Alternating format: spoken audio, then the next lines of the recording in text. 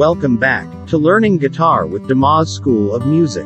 Your teacher is Tony Doss, celebrated guitarist and professional musician with 2 decades of experience.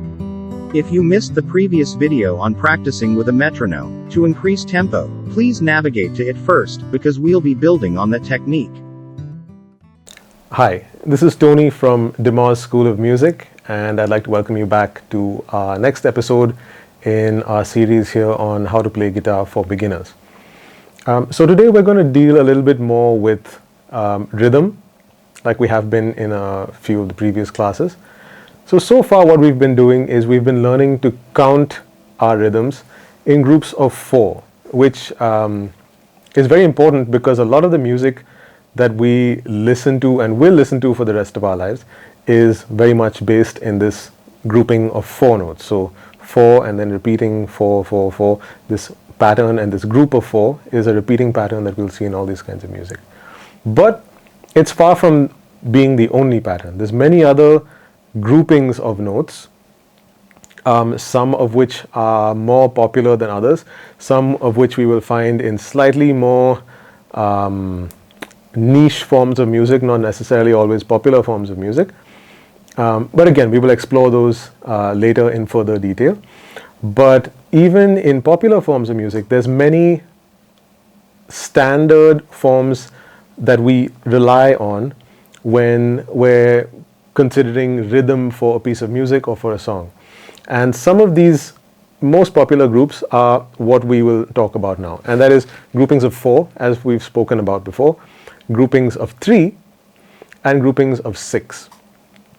Now 6 is just a double grouping of 3, but the way we play and the way we accent and the way we feel that time is slightly different.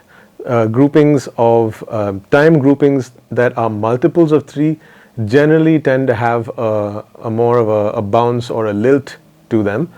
We won't go too much into exploring that feel now because that comes with a little bit more nuance involved. So we'll just study how exactly we're going to play these different time groupings.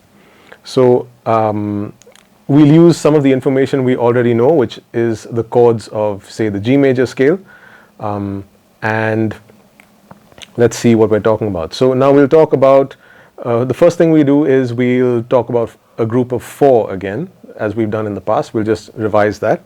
So this basically means that for every chord that we play, we're counting to a count of 4. 1, 2, 3, 4, 1, 2, 3, 4. And again, I'm going to use a metronome on my cell phone to help me keep time.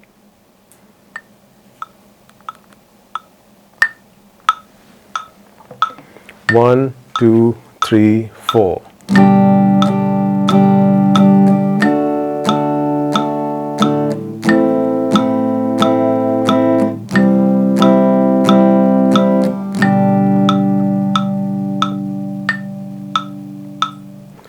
So what I did there was I had my metronome set to where it was in groups of 4, and so it was playing 4 notes for me, and on the first note of every group of 4, it would give me an accent to let me know that we are starting the next group of 4. So that's something we've done in the exercises till now, groups of 4. So now I'll take my metronome and I'll set it to do, I'll set it to group my beats in 3 notes at a time. Now I can't necessarily tell you how to do this on your metronome because each one of these apps is made quite differently. There might be different settings, but it should be easy enough to figure out how to go into the app, and instead of selecting to give you a group of 4 notes, you can select for it to give you a group of 3 notes. And let's see what that sounds like. So now instead of counting 1, 2, 3, 4, 1, 2, 3, 4, it'll just count 3. So we'll go 1, 2, 3, 1, 2, 3, 1, and it will still give you the accent on every one, but now instead of playing 4 notes, it will play 3 notes. So let's see what that sounds like.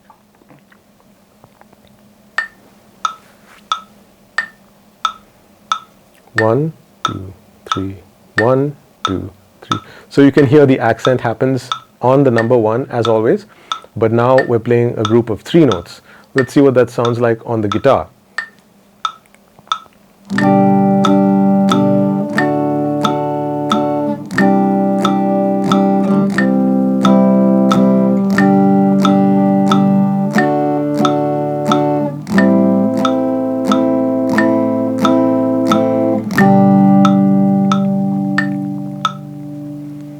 So that's what that sounded like. So now with the metronome, it's fairly easy or easier to keep track of what's going on with this count, because every time it gives us the accent or the louder sound on the 1 of every group of 3 notes.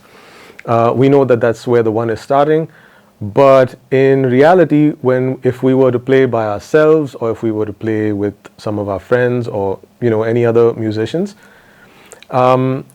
it's not always going to be that obvious. So we need to develop the habit of learning to count along with the metronome, and we have to do this a lot, to the point where we are no longer actually counting, to the point where we can feel what every group of 3 feels like, and it becomes instinctive. This may sound like it's something unattainable or very difficult, but it's not. With enough practice with the metronome and by yourself, you should be able to very easily come to feel what a group of 4 notes sounds like, what a group of 3 notes sounds like, what a group of 6, etc., etc. There's many more. There's many other interesting note groupings. So it's just a question of practice. Sit with the metronome, practice with the metronome, turn the metronome off, practice and count for yourself, stop counting, and then practice and try and feel the rhythm by yourself. Let's see what that sounds like. I'll go through this particular progression now, the progression of how I want you to practice.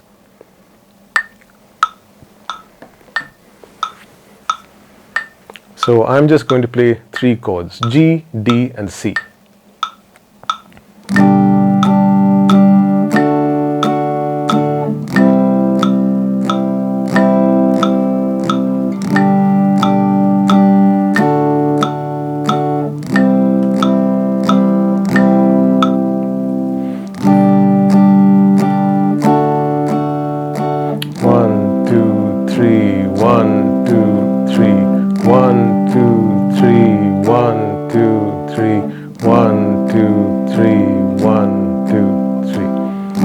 Now stop counting, and you should be able to get to a point where you can kind of keep track of the music while you're doing something like talking to somebody else.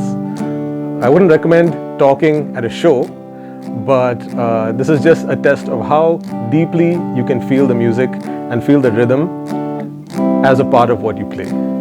So this is a great exercise to gauge how comfortable you are with any particular kind of a rhythm. So again, it's not necessary that you are able to talk or carry on a conversation while you do this, but it's a good measure of how comfortable you are. So it's something that I can recommend that you try. And with something like time, even more than notes and chords and scales and music, time is the most important thing that we can learn to develop. Without it, we're lost.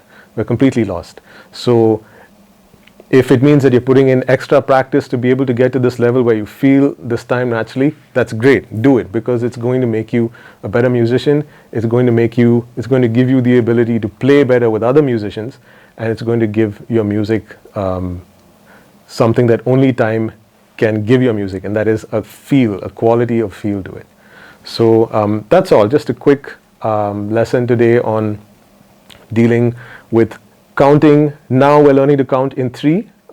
Shortly in the future, we will learn some different note groupings, and we learn a little bit more about how to name these things and what to call them. For now, we're just calling them beats and counts. So once again, I hope you enjoyed this and learned something new. And if you did, please like and share and subscribe to the channel. And I will see you again soon for the next lesson.